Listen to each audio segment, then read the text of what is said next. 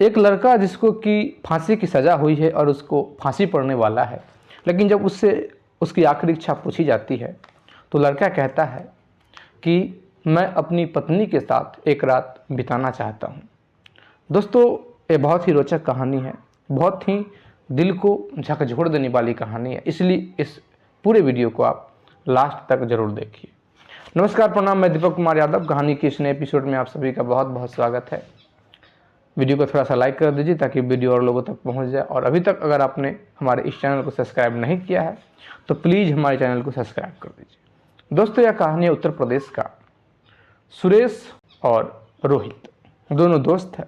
दोनों की दोस्ती जो है बचपन का दोस्ती है, बचपन से ही दोनों बड़े हुए हैं साथ में। हर एक चीज़ जो अपना सुख और दुख है वो एक दूसरे को शेयर करते हैं। इसी में क्या होता है कि सुरेश जो है इसको कंपनी में जॉब लगता है, एक कंपनी में काम करता है। महज अपने घर से 30 किलोमीटर हट के जो एक बाज़ार है, आप कहिए कि अपने डिस्ट्रिक्ट में ही काम करता है, एक कंपनी है, वहाँ जॉब करता है। और सुरेश का जो दोस्त है रोहित है, ये घर पे ही रहता है। तो घर पे ही रहता है तो चूँकि इसको पता है कि हमारा जो दोस्त है वो शहर में रह रहा है और फिर शहर में नौकरी कर रहा है, कंपनी में जॉब करता है, तो महीना में समय निकाल के वो क्या करता है कि अपने दोस्त के रूम पे, जहाँ उसका रूम था, वहाँ चला जाता है। अब क्या होता है कि चूँकि उस कंपनी में बहुत सारी जो महिलाएं थी वो भी वहाँ काम करती थी, तो जाहिर सा बात है कि अगर एक ही जगह पे लड़का और लड़की साथ में काम कर रहे हैं तो दोनों में दोस्ती होगी, बातचीत होगा। अगर कुछ बात नहीं भी है फिर भी दोनों लोग बात करेंगे। यह जो सुरेश है, इसको एक पूजा नाम की जो लड़की है, दोनों को एक ही डिपार्टमेंट में काम होता है, जिसके कारण से दोनों को बार बार बात करना होता है। जब सुरेश जो घर पे भी आता है, मतलब कि अपने घर पे भी हो या फिर अपने रूम पे भी हो, तो कुछ ऐसा बात होता है तो दोनों को फ़ोन पे बात करना पड़ता है। और इस बात का जो जानकारी है घर पे भी होता है, क्योंकि सुरेश जो है वो शादीशुदा है। तो सुरेश की जो पत्नी है, इसको थोड़ा सा कभी कभी बुरा लगता है इस बात का कि कोई लड़की जो है इसको, मेरे पति को कॉल कर रही है। लेकिन सुरेश है वो समझा देता है कि बात ऐसा है कि हम लोग काम कर रहे हैं, चूँकि एक ही सिस्टम है तो फिर हम लोग साथ में काम करते हैं और बात करना पड़ता है। वो अपनी पत्नी को पूरी समझाता है, पत्नी समझती है इस बात को। अब क्या होता है कि लेकिन ये जो सुरेश का जो दोस्त है रोहित है, ये सुरेश को कहता है कि यार तुम्हारी तो शादी हो चुकी है, उस लड़की से, मतलब कि पूजा नाम की जो लड़की है, उससे तुम हमारी सेटिंग करवा दो।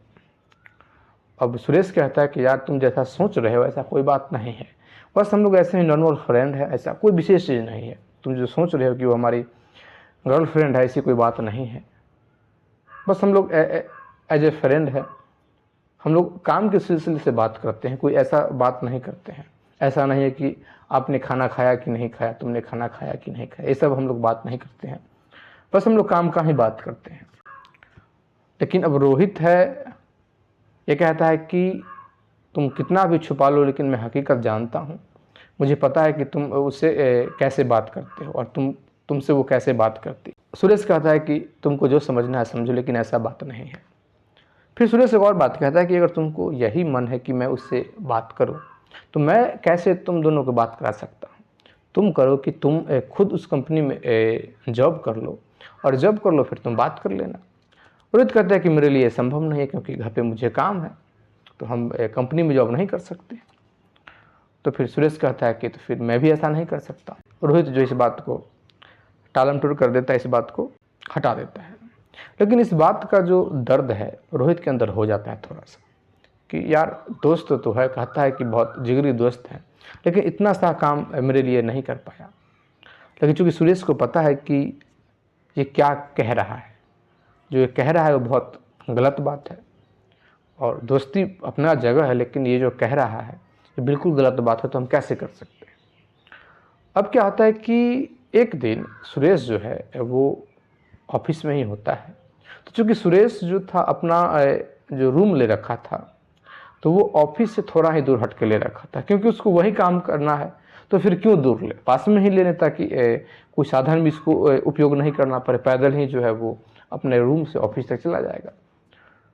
तो ऐसा होता है कि वो जो पूजा थी उसका थोड़ा स्वास्थ्य मतलब हल्का सा बिगड़ता है, क्योंकि वहाँ ऑफिस में भी व्यवस्था है कि वहाँ वो रुक सकती है, अपना मतलब थोड़ा आराम कर सकती है। लेकिन चूंकि दोनों अच्छे मतलब फ्रेंड हो चुके थे, तो पूजा देखती है कि अगर हम यहाँ रहेंगे कुछ ज़्यादा तकलीफ तो था नहीं, और यहाँ अगर हम रहेंगे तो फिर दिक्कत हो जाएगा। यहाँ रहते हैं तो समस्या क्या होगा कि हल्का ठीक होगा तो फिर कोई आगे कुछ कहेगा, कोई आगे कुछ कहेगा। इसलिए हम स्वास्थ्य खराब के बहाना से हम 2-3 घंटा का छुट्टी ही ले लेते हैं। और फिर क्या होता है कि पूजा जो है वो चाबी से मांग लेती है सुरेश से, और फिर सुरेश के रूम पे चली जाती है। समय पूरा होता है। समय जब पूरा होता है सुरेश वहाँ जाता है।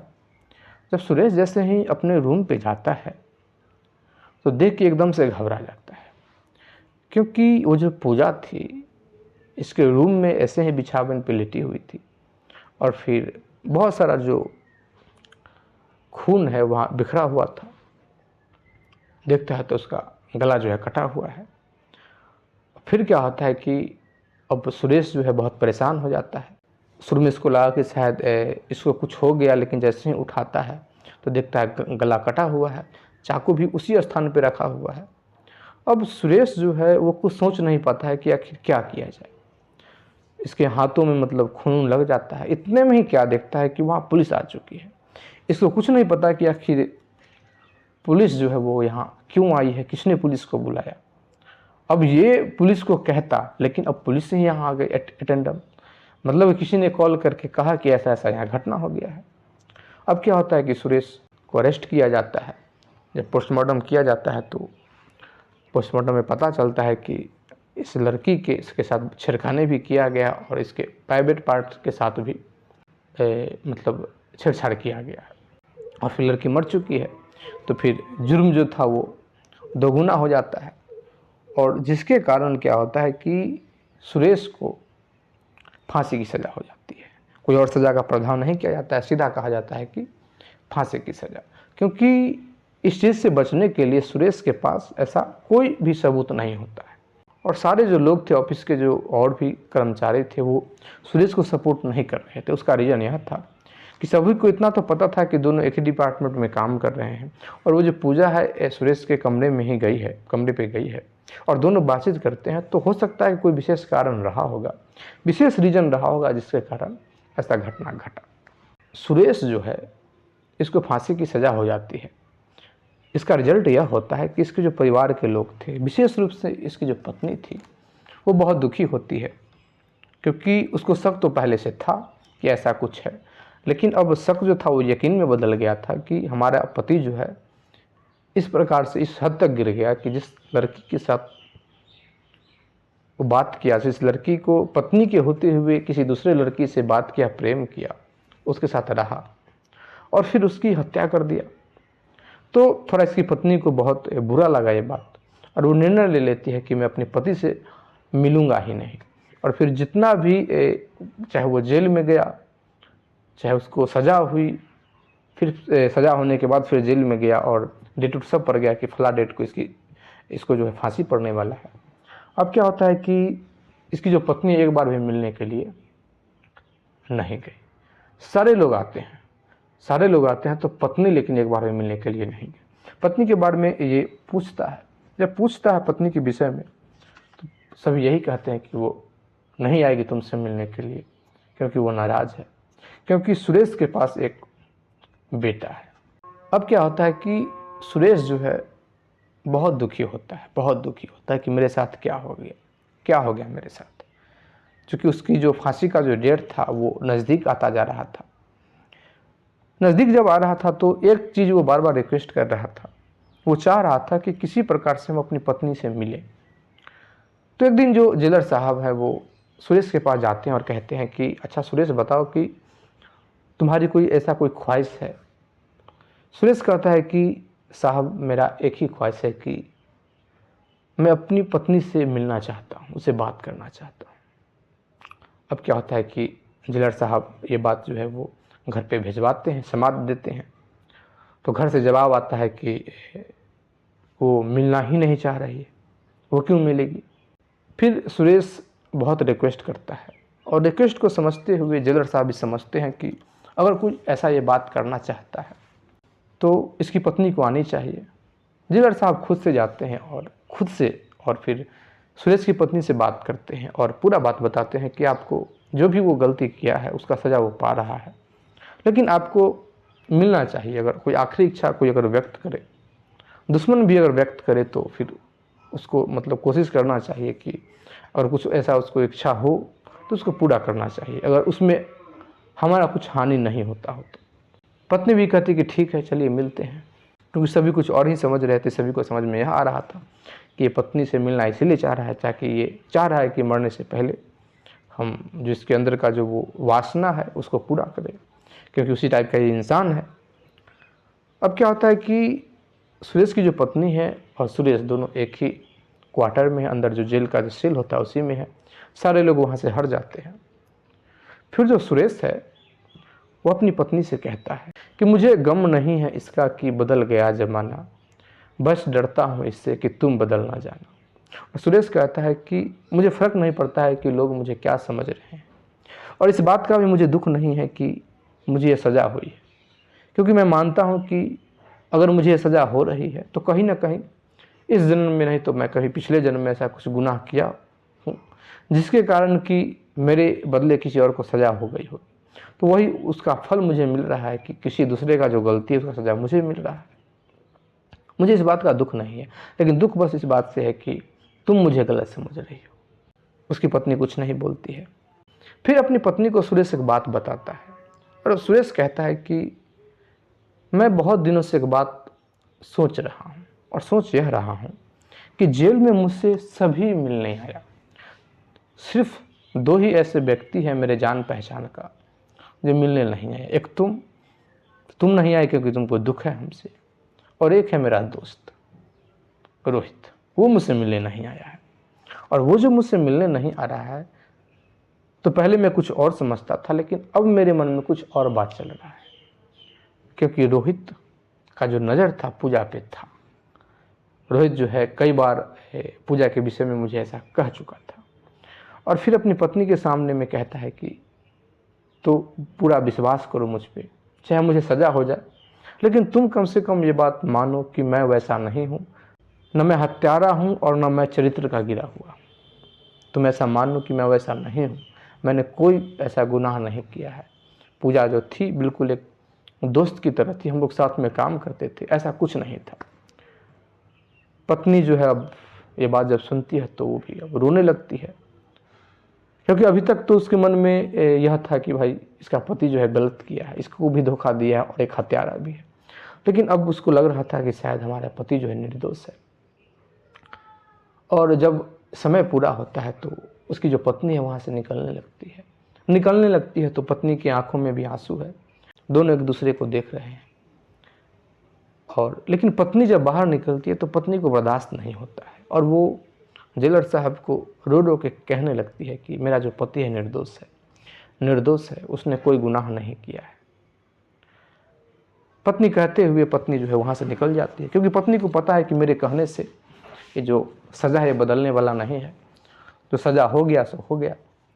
फिर क्या होता है कि जेलर जो था, जब सुरेश अपनी पत्नी को बुलाया था और बुलाना का ये जिद कर रहा था, तो जब सुरेश की पत्नी को जेल के जो सेल में डाला गया था वहीं पे एक रिकॉर्डिंग का जो वॉइस रिकॉर्डिंग है वहाँ एक मशीन लगा दिया गया था, ताकि आखिर पता भी तो चले कि आखिर ये क्या बात कर रहा है। वही जब रिकॉर्डिंग जेलर साहब सुनते हैं तो उनको इस बात पे विश्वास होता है कि वास्तव में ये हत्या तो नहीं किया है, क्योंकि अंत समय में और इस प्रकार से बोल रहा है, कोई सुन नहीं रहा है, और यह जानते हुए बोल रहा है कि ये सिर्फ हमारी पत्नी सुन रही है। तो कहीं ना कहीं इस बात में जो है वो सच्चाई है। उसके बाद क्या होता है कि जिस दोस्त का नाम लिया गया था, जेलर साहब समझते हैं कि एक बार वहाँ भी ट्राई किया जाए, और इसी दौरान जो जेलर साहब हैं वो इंक्वायरी करते हैं और इसके दोस्त तक पहुँचते हैं, रोहित तक पहुँचते हैं और उससे बात करते हैं। फिर उसका पूरा डिटेल्स जानते हैं, उसको अपने गिरफ्त में लेते हैं, बहुत दबाव देते हैं। जब बहुत दबाव दिया जाता है तो पता चलता है कि असल में वो जो हत्या है वो तो रोहित ने किया था। ऐसा हुआ था कि संजोग ऐसा था कि रोहित जो है बिना कॉल किए अपने दोस्त को मिलने के लिए गया था। और जैसे ही मिलने के लिए जाता है अपने दोस्त के कमरे में इस लड़की को देखता है। जैसे ही देखता है तो इसके मन में एक वासना जग जाता है, रोहित के मन में। और जो राकेश कह रहा था कि वो मेरी एक बस दोस्त है, और यहाँ तो कुछ और देख रहा था कि भाई कुछ भी है, लेकिन इसके कमरे में वो लड़की है। अब क्या होता है कि रोहित जाता है, दरवाज़ा लगा देता है। पूजा है वो रिक्वेस्ट करती है कि आप ऐसा मत करो कुछ। पूजा यह भी कह रही है कि मेरा थोड़ा स्वास्थ्य खराब है, लेकिन जिसके सर पे अगर वासना सवार हो जाए फिर वो कुछ नहीं देखता है। स्वास्थ्य नहीं देखता है, उम्र नहीं देखता है, परिस्थिति नहीं देखता है। फिर क्या होता है कि वो जो रोहित है अटैक करता है पूजा पे। पूजा विरोध करती है और उसका नतीजा यह होता है कि छेड़खानी करते करते रोहित को लगता है कि चूँकि यह बात जो है ये बाहर कहेगी, फिर बगल में एक चाकू रखा हुआ था तो उसी चाकू से उसका गला रेत देता है और फिर वहाँ से चुपचाप निकल देता है। ऐसे निकलता है जैसे कि वो यहाँ आया ही नहीं था। ये बात वो रोहित जो है एक्सेप्ट करता है। जब एक्सेप्ट करता है तो इस बात को कोर्ट में फिर से चलाया जाता है और राकेश जो है इसको बरी किया जाता है। राकेश बाहर आता है और फिर जो केस का जो मुकदमा था, जो केस का जो प्रक्रिया था, वो रोहित के ऊपर चलाया जाता है। दोस्तों, यह कहानी आपको कैसी लगी कमेंट करके ज़रूर बताइएगा। अगर आप इसी प्रकार का और भी स्टोरी सुनना चाहते हैं तो प्लीज़ हमारे चैनल को सब्सक्राइब कर दीजिए, लाइक कर दीजिए, कमेंट कर दीजिए, शेयर कर दीजिए। जय हिंद, जय भारत।